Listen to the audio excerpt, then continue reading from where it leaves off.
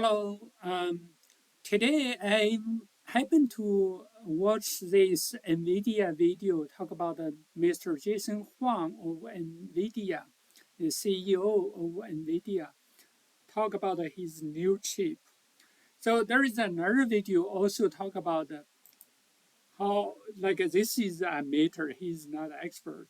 He's talk about the generation. So I read more information through the web about the like an ARM core used by Nvidia to make this CPU, and also more general like the Anantech talk about the core and the CPU in general. So after this, I found out all those talk most are bullshit. Let me tell you why it is a bullshit and why Nvidia is probably the biggest bubble currently in the stock market. Let's dig into it. Before we start, let's first. I was Intel performance architect for Oracle and other benchmark performance like spec int and spec float. So I understand exactly which CPU is better in terms of which functionality. So let's dig into it. First of all, the Intel core is very complex, very big. They have lots of uh, very all kinds of accelerator basically. For example, their int and float SIMD is 512 watts. That's the watts. Well, in the comparison, the Nvidia the ARM core is only 128. So for large scale vector processing, Intel is like at least 4 times better. So Nvidia was saying, hey, they only talk about they have a better int um, like a result. Int and float use different logic. So the int is good because int is very small, very tiny, like a transistor, while the float is very big, very complex, and their width is also 4 times bigger. So we can fairly certain, like Nvidia is trying to cut down the cost of electricity, the power consumption, by have a very small floating point capability, where the Intel, in order like to do well in all kinds of mathematics operations, scientific calculation, because most of scientific calculation are float. So in order to do that, they have both good int and float. Their core is much bigger than the ARMs. Their performance, they even the most conservative estimate is 4 to 8 times difference. So even though Nvidia was claiming they have like a 72 core, 70 or here should be 72 core, but like Intel, I saw the Intel website. They have all kinds of processor, but the biggest one is have 60, I think, 60 core. God, where it is. Let me see where it is. Yeah, there is one. 60 core. But because each of the core is at least 4 times bigger, so effectively Intel have like a 240 like a ARM core compared to Nvidia. So 240 versus 72, Nvidia is definitely underwhelmed. It's very like a very naive in terms of enterprise benchmark and server. Uh, Moreover, like Nvidia system can only scale to 2 CPU, while the Intel can go to 8 CPU. So this is another 4 times. You times this, Nvidia, the calculation is terrible, right?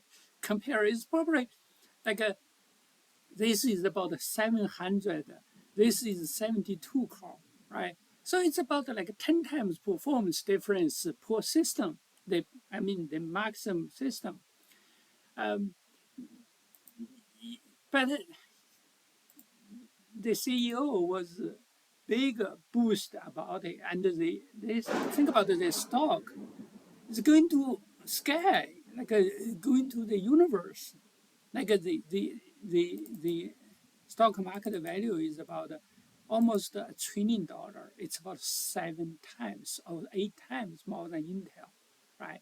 So this is all the bullshit about the performance of the Nvidia CPU and their their GPU. By the way, their GPU, because they also pair with Intel server. So we didn't compare the GPU because GPU can be Intel and can be Nvidia, right? They don't have to be attached to one platform. Uh, so we can see definitely Intel CPU performance is about 10 times better in the high-end system. This is the first thing. There's another thing I want also added is that Intel interconnect is homogeneous. What I mean homogeneous is that their every core for the software and the operating system they're the same, right? But the Nvidia use a mass cell. Basically, it's a kind of a net thing like a badminton net, right? There's many hole in their system. So those systems the original software writing Intel has to be make a big change in order to be used to for the Nvidia new CPU. So most enterprise they were not trying to change into Nvidia because they don't want to maintain the two system like one old one was Intel, the new one on the Nvidia, right? So it's a huge software cost. Like you need a lot of software engineer to double check to change the software to make sure the logic are correct. So and also, this is in general true if you use the mass interconnected versus homogeneous. Homogeneous is very wonderful.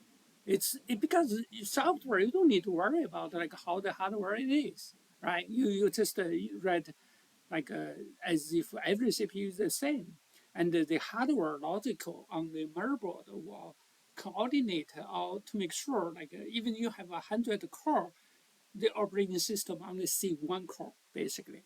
Right? It's very easy for the operating system, very easy for the developer. Um, so that is about the CPU. New Nvidia CPU is just a baby, a naive baby. Okay, it's nothing what Mr. Huang is talking about, and also this emitter Linux tech tip guy is talking about. It's just a meter. They don't understand what they're talking about. Or they try to exaggerate. Like, for example, they say Intel performance, this one is like a 6 times less than the new Intel, Nvidia CPU and performance. They maybe choose like a tiny Intel CPU, right, with only 4 core, maybe 2 core, and their system with 70 core, right? And also when they compare, they use the older generation of the kind of the like an the graphic card H100. Basically, this is all about the problem with uh, the basically the industry that many people try to cheat the user and cheat the media and cheat the investor. I think technically Mr. Huang is cheating the investor and everybody try to pump up the price so that he can sell good price for his CPU basically. So this is the secret of how to pop up your stock market value. Uh, Second, let's also talk about the general like a semiconductor industry. This industry is going to hit a physical wall. It's a dead end that mean almost all the CPU, GPU almost reach their ultimate maximum limit. Eventually, they're going to become a commodity. So basically, why they are going to become a commodity is that the first is we are right now make CPU 3 nanometer in Taiwan Semiconductor. If 2 nanometer ultimately would be the last generation, would be 10 atom. So for the 10 atom, because each of the CPU have 100 to 200 billion transistor, each of the transistor need to have a yield of 8 nan in order to reach a 60% yield. Basically, like a almost every transistor has to be correct in order for the whole CPU to be valid, right? To be like a function correctly. So in order for that happen, 10 atom, this is going to be very risky already, right? You cannot go lower than 10 because the 10 atom, I mean the thinnest area of the wall can easily been like some atom was disarrayed or the electricity just broke through the wall, right? So another thing is that even for the EUV, it takes about 20 years to make it focus, reflect, and have sufficient amount of power to have a big production throughput. So, so there are many other reasons I'm not going to try to. And some people was talk about like, oh, can you use multi-layer? Yes, for the NAND, you can. Yes, you can do for multi-layer uh, level. But for the logical CPU, GPU, you two layer mean double the heat, right? You have double the heat. The heat is a big problem. We already have like 100 watt per square centimeter. If you double the heat, the CPU will melt, right? Because the heat dissipation will be a big problem, right? So, I mean, there is maybe I can tell another 10 limit, physical limit. Basically, you cannot. This is we are almost reached the end of the semiconductor performance. Okay, there is no more room to further improvement. At the end of the next 10 year, 5 year, the CPU will reach the dead end and will eventually become like a commodity. Like everybody will reach the end. Every performance will be almost the same. So that is the second thing. I think Nvidia, this kind of like a heap is going to be ended in the next few years. Um, Another thing I want to talk about is the AI and the chat GPT. So I want to make sure that everybody understands that the computer is much more faster than in operated number, like in math, like add, you divide, you multiply. Like computer can do much faster than human brain because the human brain is not a building for calculated number, right? We are our ancestor when they are in the wood, they don't need to calculate numbers, right? They just need to kill the animal. So the brain is not good on number. but the computer are very, very good on the number operation. So, and also they are good on precise number operation, not on fuzzy, complex AI or chat GPT, right? You tell them something, well, you need like a thousand knowledge and understanding before you can get a result. Then the computer will be very stupid to they will not know what to do. But what happened is that right now, they there is uh, there is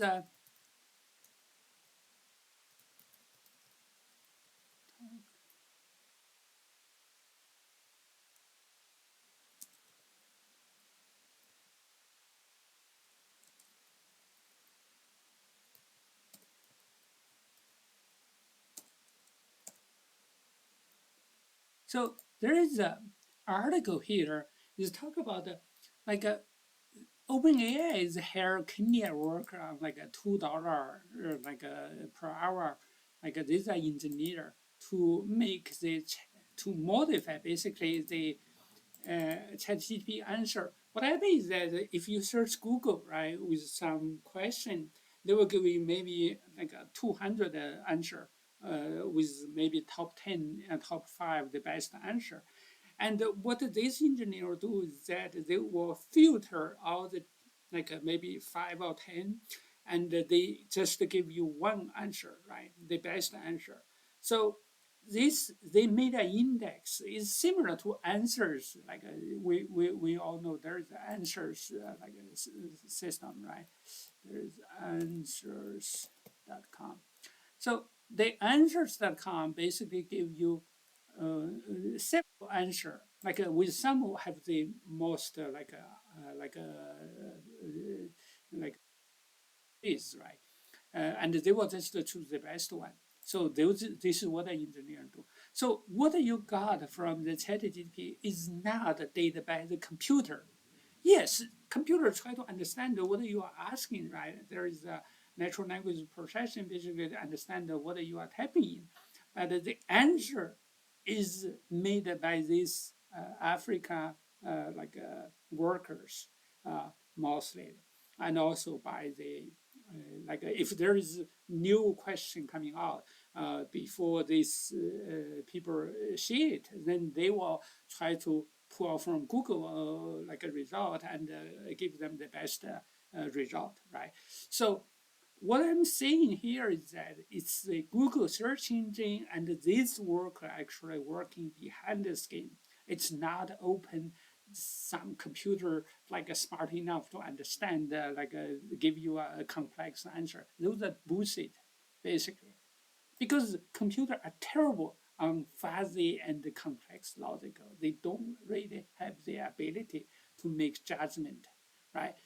So all what I'm saying here is um, this this is our third suggestion, basically saying the Nvidia is probably one of the biggest bubble in the stock market, right? But I warn you, do not short it. You can buy put, but do not short it because put you limit your risk, right? So this is something I suggest. But remember, all my suggestion is just my personal opinion. It does not come from a company or from any other organization. This is not a suggestion for investment. It's just a personal opinion, right? Take your own risk, analyze, fully understand everything before you take action.